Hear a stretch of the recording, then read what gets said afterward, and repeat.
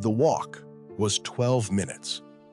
Nadia Fenwick had made it dozens of times, from the front door of her house on Briar Lane, down Westfield Road, through the Underpass, and on to Birchfield Medical Centre, where she had worked as a community nurse for 6 years. On a Friday morning in March, her car was at the garage, and she couldn't get a taxi at 6:48 in the morning. So she walked, as she had before. She never arrived. Nadia Fenwick was 34, a community nurse known among her patients as the one who remembered. She remembered medication names, appointment dates, the names of grandchildren mentioned once in passing. Her ward manager described her as the kind of nurse whose patients asked for her specifically. She had lived on Briar Lane for 4 years with her partner Joel. She walked to work when the weather allowed. She and her colleague Sarah had a ritual. Nadia would text when she arrived. 2 words. Here.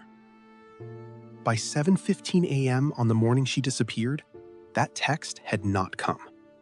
Sarah called. No answer. At 6:48 a.m., Nadia left the house.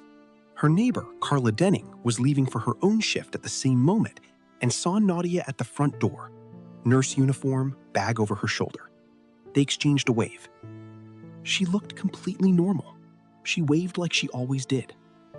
Carla Denning, Nadia's neighbor, the last witness. At 6:51 a.m., a traffic camera at the junction of Briar Lane and Westfield Road captured Nadia walking south. Nurse uniform, bag over her shoulder, normal pace. She turned left onto Westfield Road. She entered the underpass. The camera at the Carver Street exit, the far end of the underpass, recorded every other commuter who used the tunnel that morning. Nadia did not appear on it. Officers reached the underpass within the hour.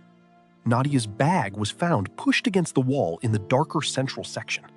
Her work phone, her ID badge, her packed lunch, and her car keys all inside. Her personal mobile phone, her wallet, and her house keys were not. Forensic teams worked the underpass through that morning. No blood, no signs of struggle, no marks on the walls or the floor that couldn't be accounted for. What they did find was a green metal door set into the left wall midway through the underpass, a maintenance access door that opened onto a service road running behind a block of commercial units, a road with no camera coverage of any kind. That door had been rusting on its latch for months prior to Nadia's disappearance. Someone had oiled it. On the door frame, caught between the metal edge and the surrounding brick, forensic examiners found a single thread of blue fabric, consistent in color and composition with the uniform worn by clinical staff at Birchfield Medical Centre. The CCTV camera mounted inside the underpass, positioned to cover exactly the section where the bag and the door were found, had recorded nothing. A formatting error on the SD card. That morning's footage simply did not exist. An early morning cyclist reported a white transit van parked on the service road at approximately 6:45 a.m., 3 minutes before Nadia entered the underpass. The van was never identified. No registration, no further witnesses. 2 registered sex offenders living within 400 meters of the route were interviewed and eliminated. Joel Ferris, Nadia's partner, was confirmed at home by doorbell camera footage. He was eliminated within the first 24 hours.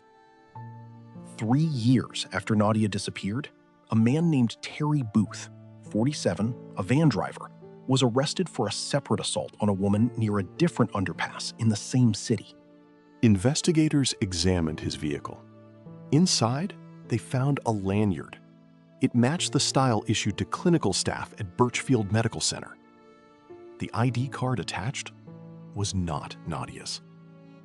Terry Booth denied any knowledge of Nadia Fenwick. He is currently serving a sentence for the separate offense. The lanyard investigation remains open. Nadia Fenwick has not been found. The maintenance door in the underpass has been permanently secured.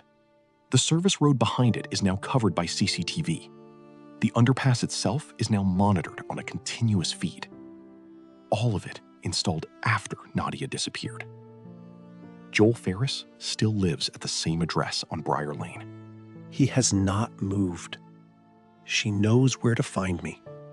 Joel Ferris, Nadia's partner, still at the same address. If you have any information about a missing person, contact Missing People at missingpeople.org.uk or call 116-000. A white transit van on a service road with no cameras. A door that someone oiled in advance. A single thread of blue fabric.